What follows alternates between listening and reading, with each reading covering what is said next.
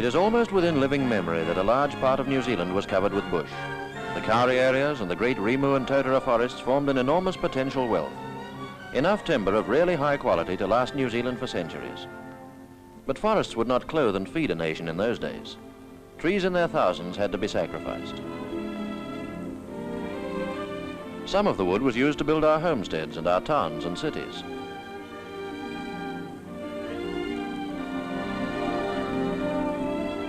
But mostly the bush was rolled back so that the land could be claimed for agriculture. Because wood was plentiful, we used it lavishly for every kind of purpose. And the really high-grade timbers found their way into all kinds of uses. Kauri for sheds in the backyard, hard rimu for farm buildings. Choice timbers which would have been saved in other countries for furniture and veneers were used extravagantly. Why bother to conserve the wood? There was plenty more. It was a shock to most New Zealanders to find that the bush had dwindled until only pockets of it remained. Even today, we're barely able to realize that the halcyon days of plentiful native timber are over, and they're over for many years to come. Of course, given careful and scientific management, the remaining bush will regenerate. The young totaras and rimus will grow again to maturity, but it will take a long time. 400 years before these are mature timber trees. Now here's a striking comparison. A 10-year-old pine flanked by rimus of the same age. If our native trees grow slowly, there are others that grow phenomenally fast in New Zealand. These pine trees regenerate with extraordinary ease too. Something like 6 billion seedlings have followed the taupo fires of 3 or 4 years ago, reclothing the burnt areas. It was this vigor of growth that caused the State Forest Service and other forestry enterprises to plant mostly pine trees in their great exotic forests. They realized that the pine timber would be a lower grade wood than our native timbers. But it is, after all, the timber most commonly used throughout Europe and North America for all building purposes. Given proper treatment and handled in the correct way, this pine wood is proving itself not only satisfactory for New Zealand requirements, but versatile as well. Most of these forests have been hand-planted over the last 30 years. Here, timber is calculated on an astronomical scale. Altogether, 400 million trees are maturing in the forests of Waka, Kaingaroa, Putaruru, Nelson, Hanma. Kaingaroa is the biggest man-made forest in the world, and its annual growth alone would build a new city the size of Dunedin every year. These forests have a dual role ahead of them. Timber, of course, the basic use of wood, and paper pulp, a coming big industry for New Zealand. Already for a number of years, the cardboard mill at Wakatani has been pioneering the use of homegrown pine wood for pulp, and various plans are underway to make newsprint and other papers in New Zealand. The process consists in grinding the logs into pulp and in spreading this out into thin, continuous sheets.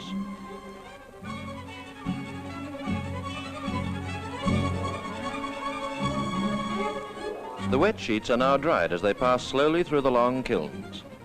The Wakatani cardboards are of high quality, and they augur well for the future wood pulp schemes in New Zealand. The various hard and soft wallboards so widely used in building today are made in essentially the same way. The main difference is the coarseness of the original pulp. In the Pinex factory, the wood is first mechanically chipped, and the graded chips are stored in enormous vats for feeding into the pulpers.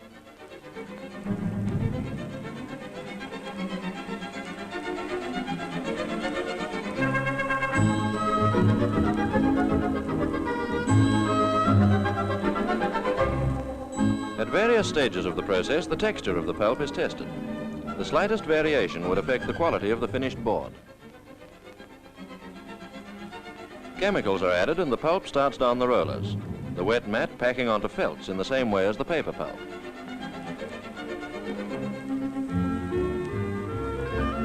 A little water knife keeps the edges trim. At a certain stage, a trigger sets off the big traveling knife that cuts the sheets while they're still on the move.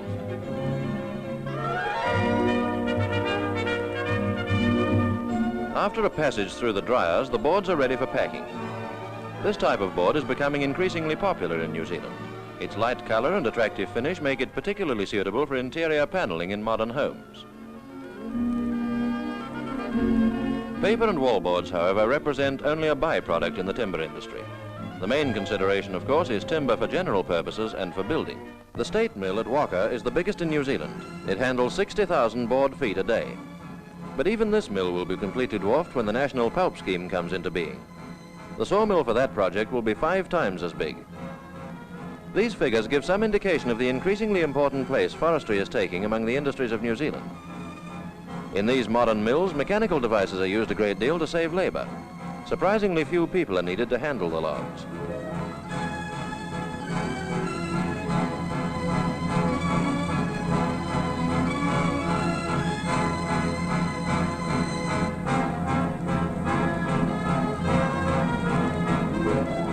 This mill uses the Swedish type of gang saw, which cuts 12 planks at a time.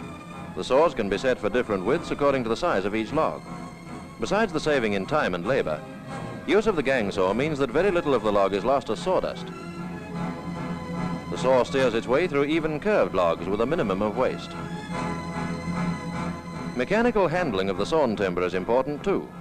There's a saying in the timber trade that every time you touch timber, you push up the price. Pine wood definitely does need careful seasoning and treatment if it's to be used for building purposes.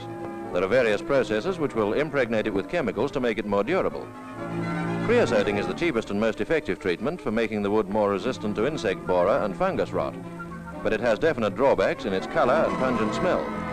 It's used mostly for telegraph poles, sleepers, fence posts and weatherboarding on houses. There are other preservatives which don't affect the appearance of the wood, and some of them are proving very effective. In this case, the process takes place in a steel cylinder, into which the chemicals are pumped and maintained at pressure. Treatments of this kind represent a great advance in the safe use of timber of all kinds, not pine wood alone. Now some of the uses of pine wood. They range from the very temporary, such as packing cases, to quite permanent structures. Pit props fall into the temporary category.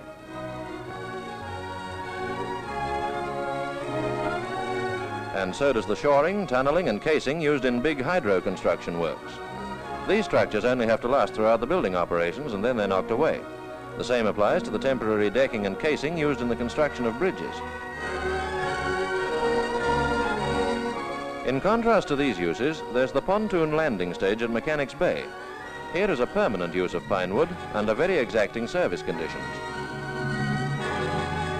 But of course, by far the greatest proportion of pine timber is reserved for building purposes, and each year more and more pine houses are going up. These houses are entirely satisfactory, provided we recognize the limitation of this type of timber. It is eminently suitable for the framing of a house. When it is correctly dried and graded, it's quite satisfactory for subfloor timber. With careful selection in addition, it's good for weatherboarding and for flooring. These, after all, are the main items in a house. But it is not suitable for joinery, such as door and window frames, and these are usually made of more workable woods. New Zealand is traditionally a wood-conscious country. Our houses will probably always be built of wood. Most of us bitterly regret the passing of the bush and the loss of the good native timbers.